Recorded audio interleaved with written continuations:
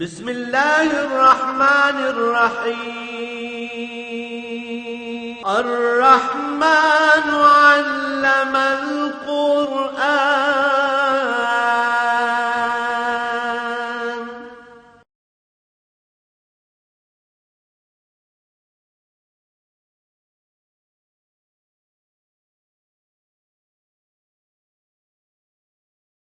الحمد للہ رب العالمین والصلاة والسلام علی حبیبہ محمد وآلہ وصحبہ اجمعین۔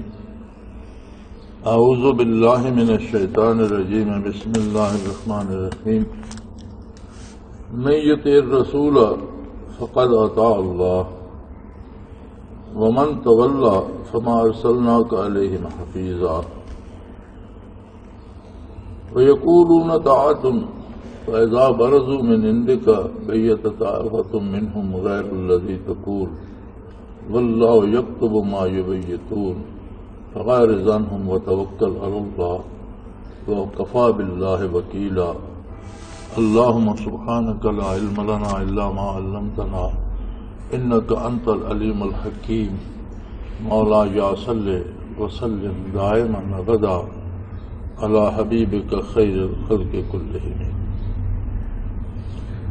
من یطع الرسول فقد اطاع اللہ۔ انسان اشرف المخلوقات ہے اور اللہ کریم نے انسان کو ایک خاص استعداد بخشی ہے جو انسان کے علاوہ کسی مخلوق کو نہیں دی گئی۔ فرشتہ اگرچہ نوری مخلوق ہے، حاملین عرش اور حاملان وحی بہت معزز فرشتے ہیں، اللہ کے بہت مقرب ہیں، لیکن سارے حکم کے تابع ہیں۔ حاکم کے رخ پرجلال کی طرف نظر اٹھانے کی جرت کسی میں نہیں۔ یہ استعداد صرف انسان کو بخشی گئی اور انسان کو اس سے نوازا گیا، اس لیے کہ نبوت اور رسالت عالم انسانیت میں ہے۔ جب بات کمال کی آتی ہے تو خوبیوں کا اور اچھائیوں کا حصول کمال کہلاتا ہے۔ خامیاں اور خرابیاں اپنا لینا یا کہیں سے خرابی یا برائی سیکھ کر آنا کمال نہیں کہلاتا۔ انسان کو یہ بہت بڑی دولت دے کر، بہت بڑی امانت دے کر ایک آزمائش میں ڈال دیا گیا، اور وہ آزمائش یہ ہے کہ یہ فیصلہ خود انسان پر چھوڑ دیا گیا کہ اسے معرفت باری حاصل کرنا ہے یا پھر یہ لمحاتی قیام جو ہے اس کا، جو آخرت کے بارے میں مقابلے میں، اخروی زندگی کے مقابلے میں لمحوں کی حیثیت بھی نہیں رکھتا۔ اس میں بے پناہ نعمتیں، بے پناہ خوبصورتی، بے پناہ حسن، بے پناہ لذتیں رکھ دی گئیں جو ساری انسانی ضروریات کی تکمیل کے لیے ہیں۔ اب چاہیے تو یہ تھا، انسانیت یہ ہے کہ بندہ اللہ کی نعمتوں سے استفادہ کرے اور ضرور کرے، لیکن کسی مہمان کو یہ زیب نہیں دیتا کہ میزبان کے گھر میں توڑ پھوڑ مچائے، چھینا جھپٹی کرے، ایک سے دوسری چیز چھینے پہ چلا جائے، چیزیں چوری کرنے کی کوشش کرے۔ یہ شاید کوئی شخص بھی ایسی حرکت کو بھلی حرکت نہیں کہے گا۔ تو اس کائنات میں اللہ کریم نے جتنی نعمتیں، جتنی خوبصورتی، جتنا حسن، جتنی لذتیں، اقتدار یا دولت مندی یا طاقت یا جو کچھ بھی رکھا ہے، یہ ایک مہمان سرا ہے. ہر چیز اللہ کریم کی ذاتی ملکیت ہے.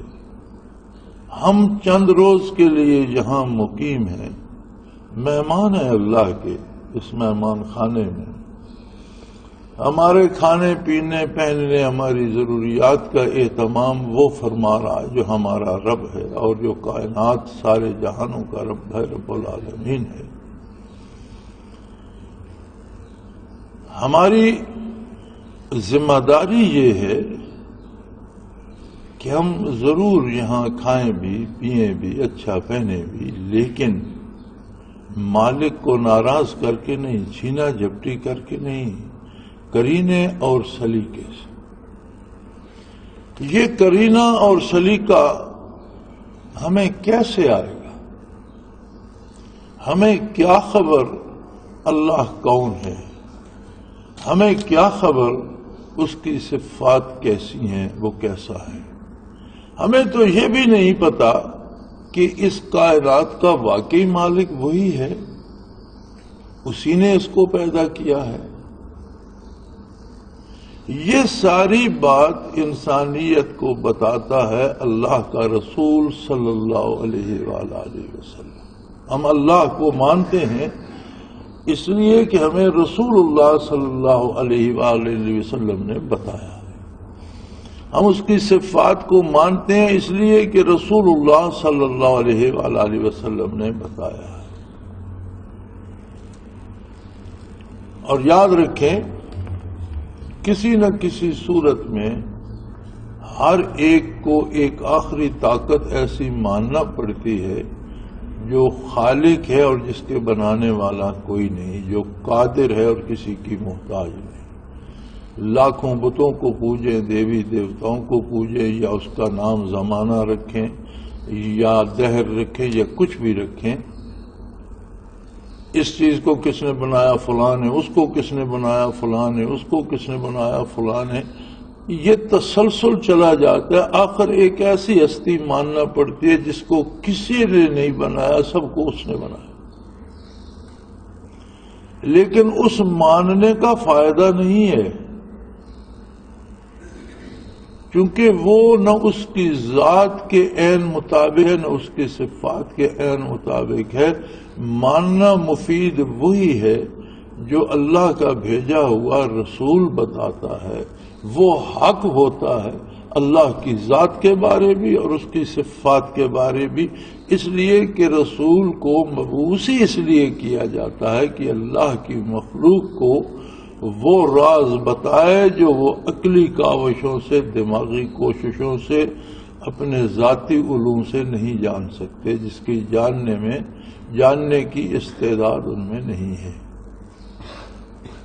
جب اللہ کی ذات اور صفات کے بارے اللہ کا رسول بتاتا ہے تو فرائض نبوت میں سے ہے کہ لوگوں کو یہ بھی بتائے کہ اللہ کی اس مہمان سرا میں رہنے کے، کھانے پینے کے، چیزیں استعمال کرنے کے آداب اور ضابطے اور قاعدے کیا ہیں، آپ نے رزق کس طرح سے حاصل کرنا ہے اور آپ کو رزق کہاں کہاں خرچ کرنا ہے.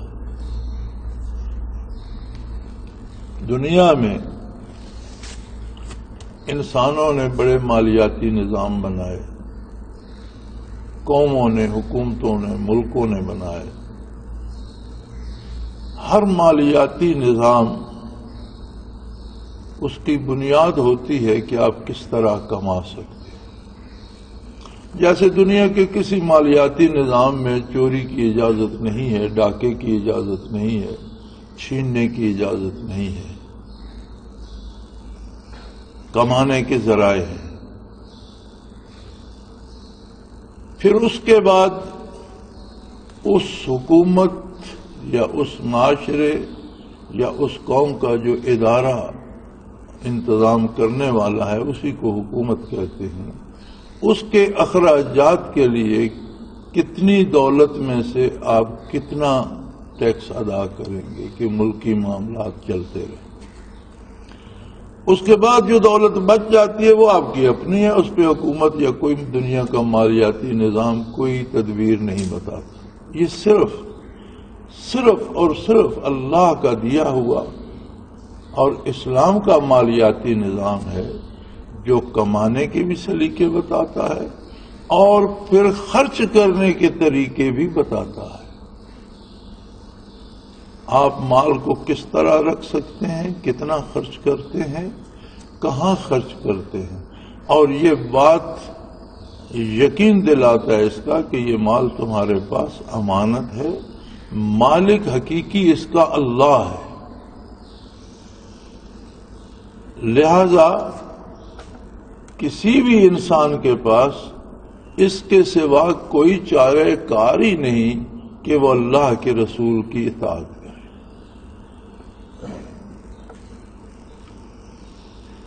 اب یہ تو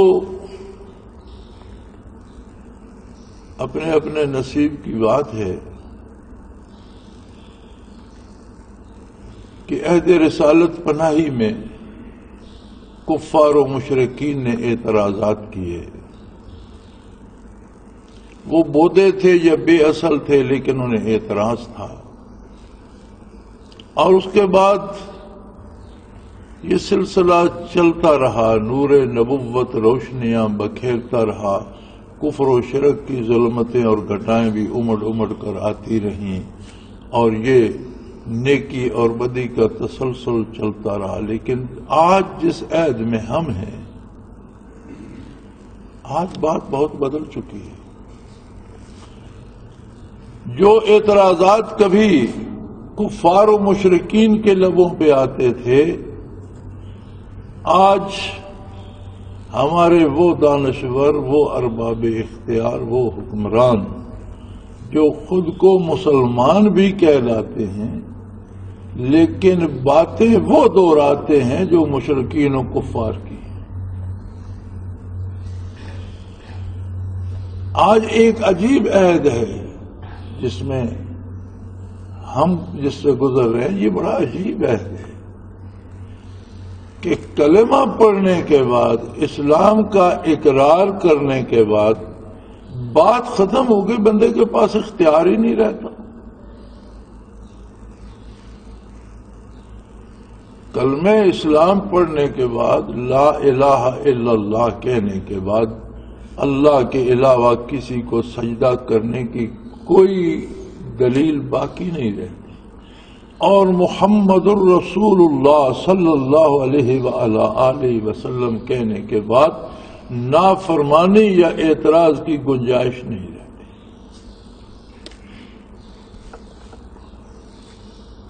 مشائخ حضرات جو لوگوں کو بیعت کیا کرتے تھے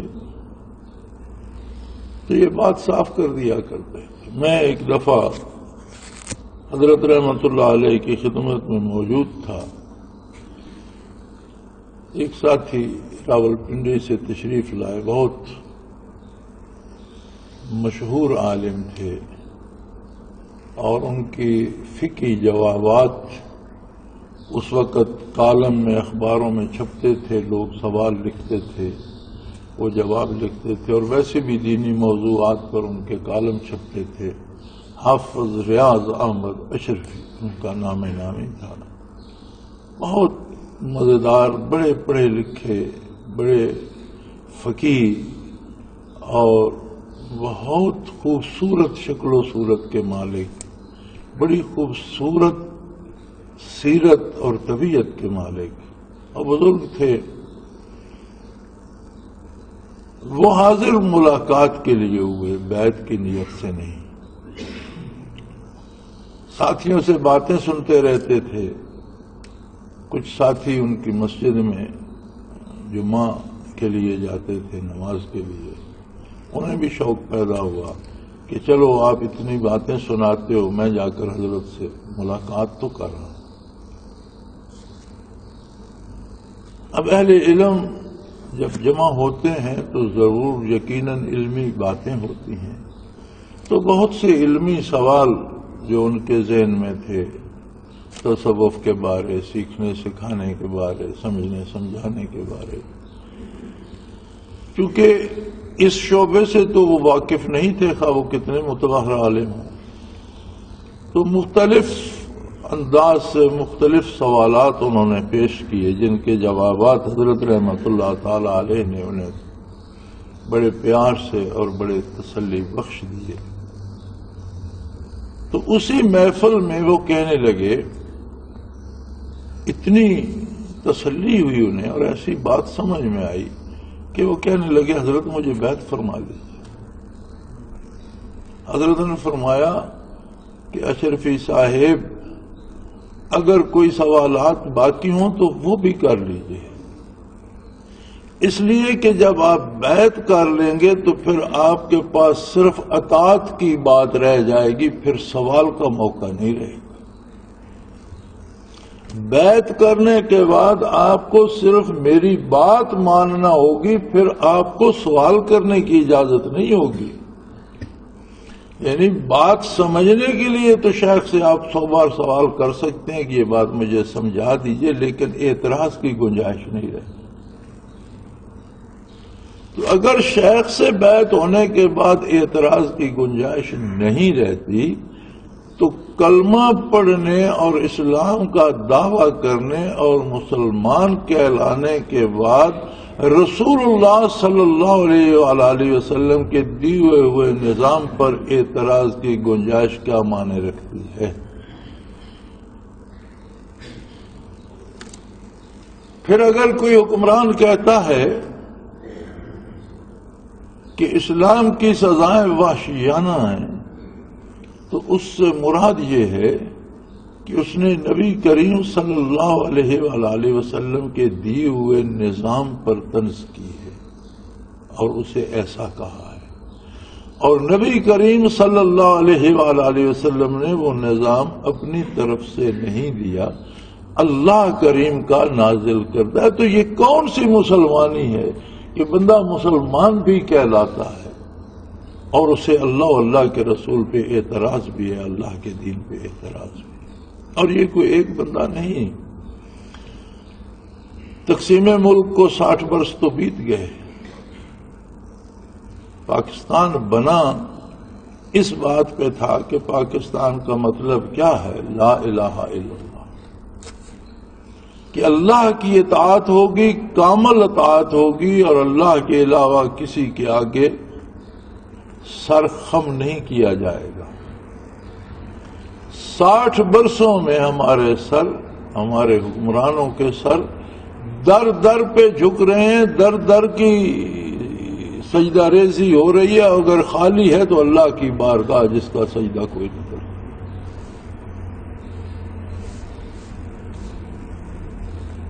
سو اللہ کریم نے یہ طے کر دیا کہ میں یطیع الرسول، جس نے میرے رسول صلی اللہ علیہ وسلم کی، جس نے میرے حبیب کی اطاعت کی، حکم مانا، فرما برداری کی، فقد اطاع اللہ، اس نے اللہ کی اطاعت کی۔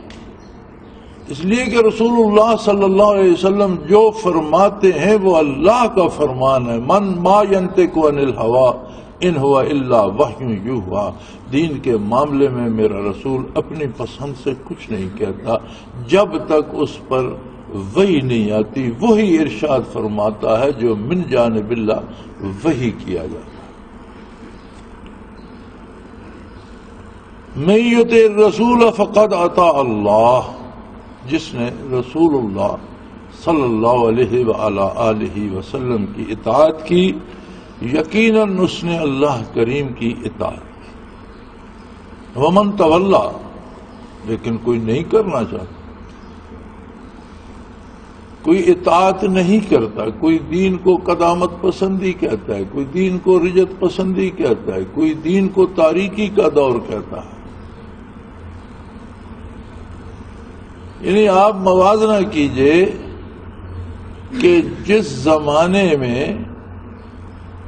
معلوم دنیا کے 3 حصوں پر مسلمانوں کی حکومت قائم ہو چکی تھی اور اس کا امیر مسجد نبوی کا خطیب ہوا کرتا تھا اور مسجد نبوی میں بیٹھا کرتا تھا، اور جس زمانے میں کسی کافر پر بھی کوئی زیادتی نہیں کر سکتا تھا اور کفار کو بھی انصاف اور عدل نصیب ہوتا تھا، اس زمانے کو تو کہا جاتا ہے کہ تاریکی کا اور پتھروں کا دور ہے۔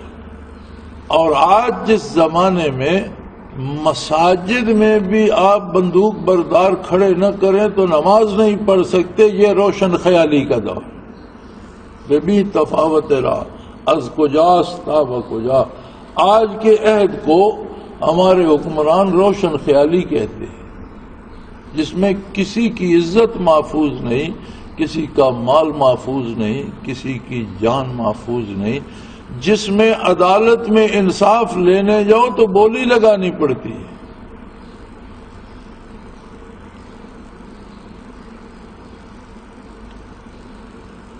لیکن خیر یہ بھی کوئی لمبی بات نہیں ہے، لمحوں کی بات ہے. یہ وقت بیت جائے گا، دنیا ختم ہو جائے گی، حشر قائم ہوگا، اللہ بھی ہوگا، اللہ کا رسول صلی اللہ علیہ وسلم بھی ہوگا، بارگاہ الہی بھی ہوگی، حکمران اور بادشاہ بھی ہوں گے، امیر اور فقیر بھی ہوں گے، مزدور اور آجر بھی ہوں گے، اور دودھ کا دودھ پانی کا پانی ہو جائے گا، اور پتہ چل جائے گا کہ روشن زمانہ کون، جسے نبی کریم صلی اللہ علیہ وسلم فرماتے ہیں خیر القرون کرنی ثم الذین یلونہم ثم الذین یلونہم، کہ دنیا پہ بڑے زمانے گزرے.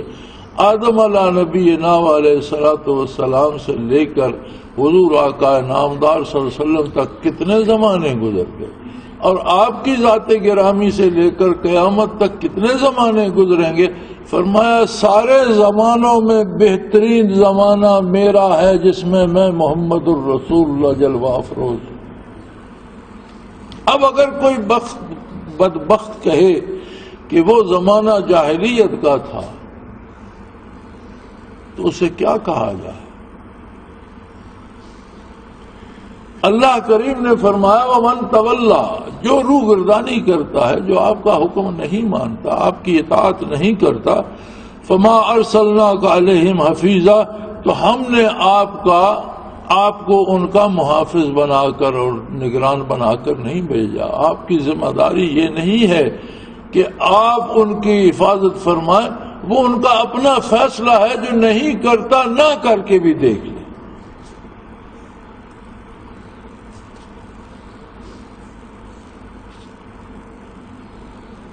ہمارے بڑے طاقت کے نشے میں چور اور اقتدار کے نشے میں چور اور بش کی دوستی پہ فخر کرنے والے صدر صاحب، جو بڑے روشن خیالی کے نعرے لگاتے تھے، کیا قدرت کاملہ بھی کیسی عجیب ہے، اور اللہ بھی کس طرح رسوا کرتا ہے.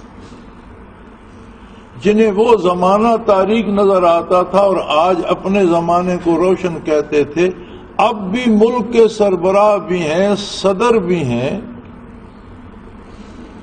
لیکن جس طرح کسی گیدڑ کو کتے گھیر لیتے ہیں اور وہ کسی غار میں پناہ لے لیتے ہیں، آج پریزیڈنٹ ہاؤس میں اس گیدڑ کی طرح چھپ کے بیٹھے. وہ کہاں گئی وہ کرو فر، وہ اکڑ، وہ سارا کچھ.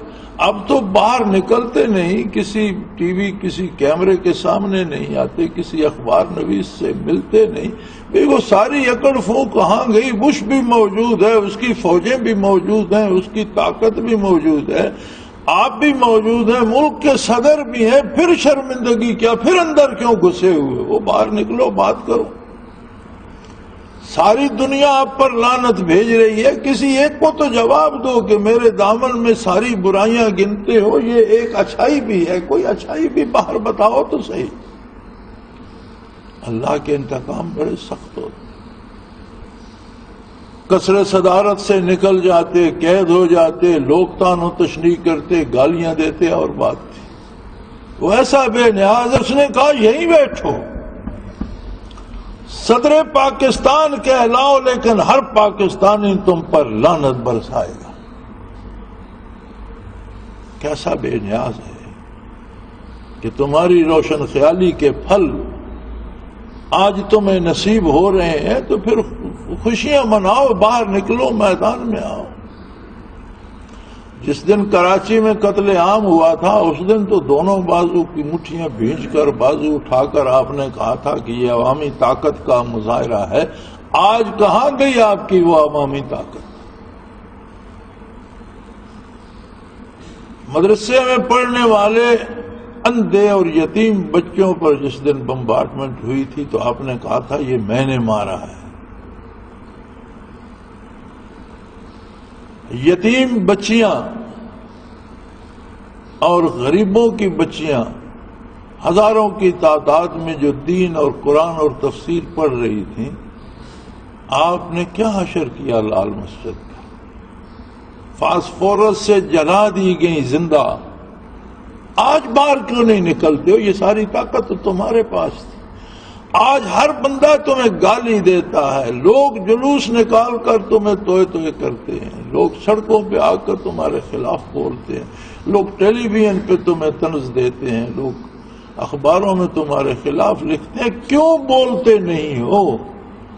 کہاں گئی وہ کرو فر، کہاں گئی وہ اکڑ فون؟ اور یہ تو ابتدا ہے، آگے آگے دیکھیے ہوتا ہے کیا. ان بطش ربک لشدید، جب وہ پکڑتا ہے تو اس کی گرفت بڑی سخت. سو میرے بھائی، فرمایا کوئی راستہ نہیں ہے کسی کے پاس سوائے میرے حبیب کی اطاعت کی، اور جس نے رسول اللہ صلی اللہ علیہ وسلم کی اطاعت کی اس نے اللہ کی اطاعت کی، اس کا تعلق اللہ سے قائم ہو گیا. وہ اتنا خوش نصیب ہے کہ اس کا اٹھنا بیٹھنا سونا جاگنا کمانا خرچ کرنا کھانا پینا یہ سارے پروگرام اللہ کی طرف سے بن کر اسے مل گئے. کتنا بڑا آدمی بن گیا.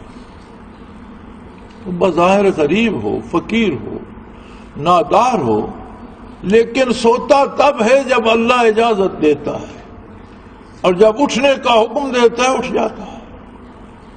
کھاتا وہ ہے جسے اللہ حلال قرار دیتا ہے، جسے اللہ حرام کہتا ہے نہیں کھاتا. بات نہیں منہ سے نکالتا جس کا نکالنا اللہ نے منع کر دیا. دن رات کرتا وہ ہے جس کا حکم اللہ دیتا ہے. بندے کے لیے اس سے بڑا عزت کا کوئی مقام ہی نہیں کہ اسے ہر کام کرنے کا حکم براہ راست اللہ دے تو وہ کرے، نہ دے تو نہ کرے.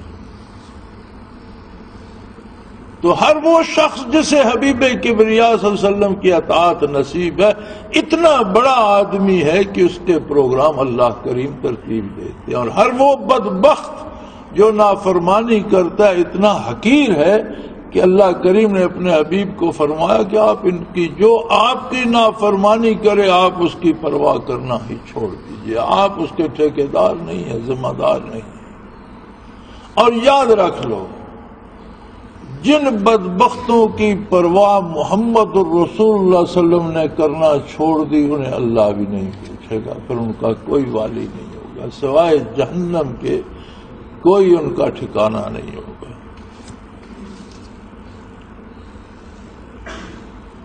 قرآن کریم جب بات کرتا ہے تو چونکہ اپنے نزول سے لے کر قیامت تک کے لیے یہ سارے زمانوں کی بات کا احاطہ کر لیتا ہے. فرمایا وَيَقُولُونَ طَاعَةٌ،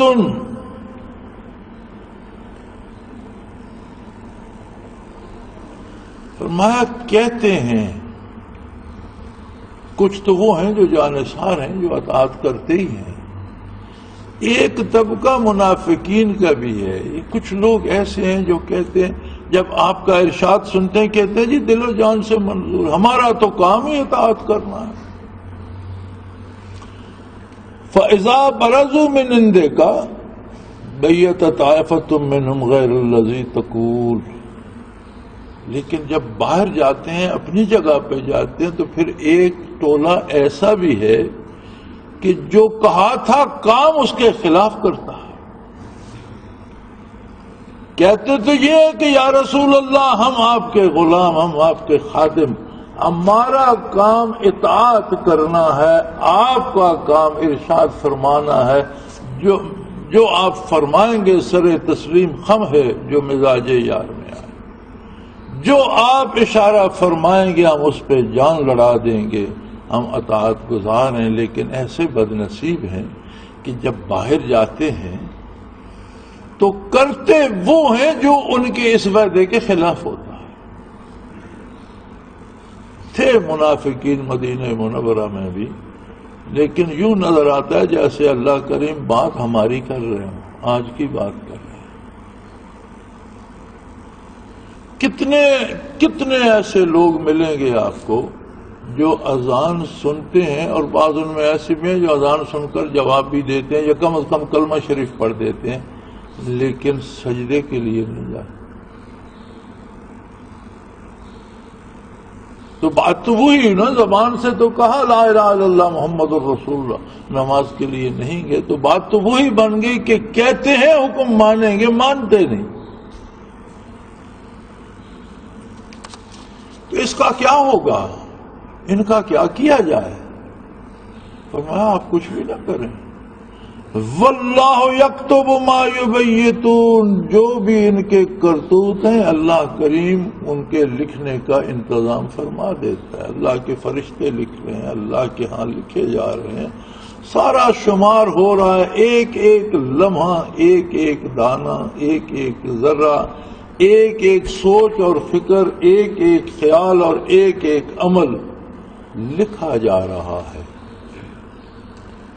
فَأَعْرِضْ عَنْهُمْ، دوبارہ حکم دیا میرے نبی آپ ان کی پرواہ کرنا چھوڑ دیں، ان سے میں نبٹ لوں گا، آپ ان کی فکر چھوڑ دیں۔ فَأَعْرِضْ عَنْهُمْ، رخ انور پھیر لیجئے ان سے، ان کو کسی شمار قطار میں ہی نہ لائیے۔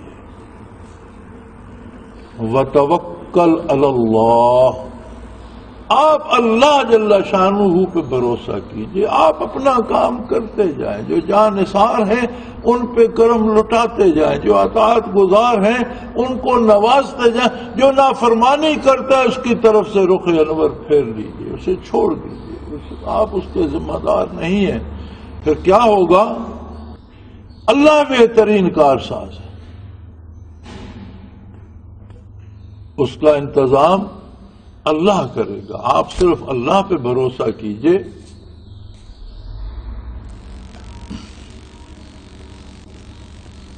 فَأَعْرِضْ عَنْهُمْ، آپ ان کی طرف سے رخ انور پھیر لیجئے۔ وَتَوَكَّلْ عَلَى اللَّهِ، آپ اللہ پر بھروسہ کیجئے۔ آج تو شاید یہ بات سمجھنی بھی اتنی آسان نہ ہو۔ جب یہ آیات کریمہ نازل ہو رہی تھی تو چند جانثار تھے خانہ بدوش نبی کریم صلی اللہ علیہ وسلم کے ساتھ، اور روئے زمین پر کفر چھایا ہوا۔ کیسر اور کسرا جیسی بڑی بڑی طاقتیں بیٹھی تھیں، ہر ملک کے حکمران فوجیں اور لشکر تھے، اور کہیں اسلام کا نام نہیں تھا، کہیں اللہ کو کوئی جانتا نہیں، اور پوری دنیا کفر جھپٹ رہی تھی کہ یہ چند جاں فروش ہیں، ان کی تکہ بوٹی کر دو۔ اللہ کریم نے فرمایا جہاں ایک ایک بندے کی اہمیت تھی، ضرورت تھی، فرمایا جو آپ کی غلامی کا حق ادا نہیں کرتا آپ اس کی طرف التفات مت فرمائیے، رخ انور پھیر لیجئے، جانے دیجئے اسے۔ کریں گے کیا؟ یا اللہ فتوکل علی اللہ، مجھ پر بھروسہ کیجئے، میں کائنات کا مالک موجود ہوں، میں آپ کے ساتھ ہوں، آپ مجھ پر بھروسہ کیجئے۔ وکفا باللہ وکیلا، اللہ خود کافی ہے سارے کام کرنے کو، وہ کارساز بہت ہے۔ اور پھر چشم فلک نے دیکھا کہ وہ چند خانہ بدوش صحرانشین جو نور مصطفی سے جن کے سینے روشن ہوئے، انہوں نے روئے زمین پر اللہ کی عظمت کے جھنڈے گاڑے، اور بڑی بڑی کفر کی طاقتیں ذلیل و رسوا ہو کر اور پیٹ پھیر کر بھاگتی ہوئی نظر آئی۔ ان کے پاس کیا تھا؟ ان کے ساتھ اللہ تھا۔ آج تو ہم حلیہ اس لیے بناتے ہیں کہ کفار و مشرکین ہم سے خوش رہیں، ہمارا ایسا حلیہ ہونا چاہیے۔ نماز اس لیے نہیں پڑھتے کہ کہیں کافر ناراض نہ ہو جائے۔ آواز تک، زبان تک ان کی بولنا بڑی عزت کی بات سمجھتے ہیں، بلکہ ہمارا تو عام رویہ، یہاں جو موٹریں، لاریاں، کرائے والی ٹیکسیاں چلتی ہیں، یہاں سے کوئی دیتا ہے نورپور اترتا ہے، وہ چال اترتا ہے، وہاں سے بیٹھتا ہے یہاں اترتا ہے، کسی بس میں، کسی لاری میں پتلون کوٹ ٹائی پہن کر سوار ہو تو کہیں گے آئیے صاحب، آئیے صاحب، آپ کو اگلی سیٹ پہ بٹھائیں، اور کوئی غریب جس نے باشرہ داڑھی بھی رکھی ہوئی ہو، لباس مسلمانوں جیسا ہو، بے شک کپڑے قیمتی ہوں، بابا ادھر بیٹھ. اس قدر کفار کی دہشت ہم پر چھا گئی. کیوں؟ اس لیے کہ ہمارے ساتھ اللہ نہیں ہے. ہم اللہ کے ساتھ نہیں تو اللہ کو کیا ضرورت ہے ہمارے ساتھ ہو. کوئی اگر اللہ کی پناہ میں نہیں آنا چاہتا تو اللہ تو محتاج نہیں ہے کہ وہ اس کے پیچھے بھاگتا پھرے. اور اللہ کی پناہ میں آنے کا ایک ہی راستہ ہے، غلامی کر لو محمد الرسول اللہ صلی اللہ علیہ وسلم کی، اطاعت کر لو آقا نامدار صلی اللہ علیہ وسلم کی. من یطع الرسول فقد اطاع اللہ. اور جو اطاعت الہی کے دائرے میں آ گیا اس کا اللہ حافظ ہے، پھر اس کا کوئی کچھ بھی نہیں بگاڑ سکتا. اور اس کے سارے کام ہوتے ہیں اس لیے کہ اللہ بہترین کارساز ہے.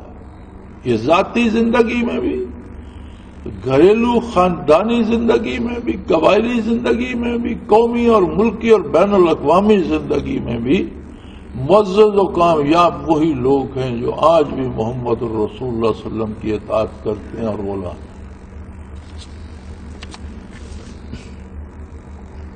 انہیں فیصلہ خود کرنا ہے. اللہ نے مہلت دے دی ہے اور فیصلہ صرف اتنا سا ہے کہ محمد الرسول اللہ کی غلامی کرنی ہے یا نہیں کرنی ہے تو دونوں جہاں تمہارے ہیں، نہیں کرنی تو ذلت و رسوائی کے علاوہ کوئی دوسرا راستہ ہے. اللہ کریم ہمیں اور ہمارے حکمرانوں کو صحیح فیصلے کی توفیق دے اور ہمیں حضور صلی اللہ علیہ وسلم کا غلام بننے کی توفیق عطا فرمائے. وآخر دعوانا ان الحمدللہ.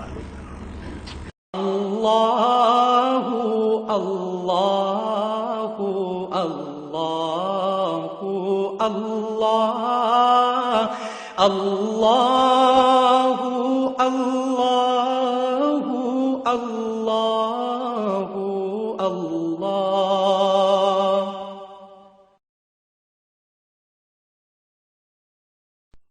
حضرت امیر محمد اکرم آوان مد ذلہ العالی دارالعرفان منارہ ضلع چکوال میں سالہ سال سے قرآن و حدیث کے اوپر خطابات کر رہے ہیں اور سلسلہ نقشبندیہ اویسیہ کے مطابق لوگوں کو ذکر الہی کی تربیت دے رہے ہیں.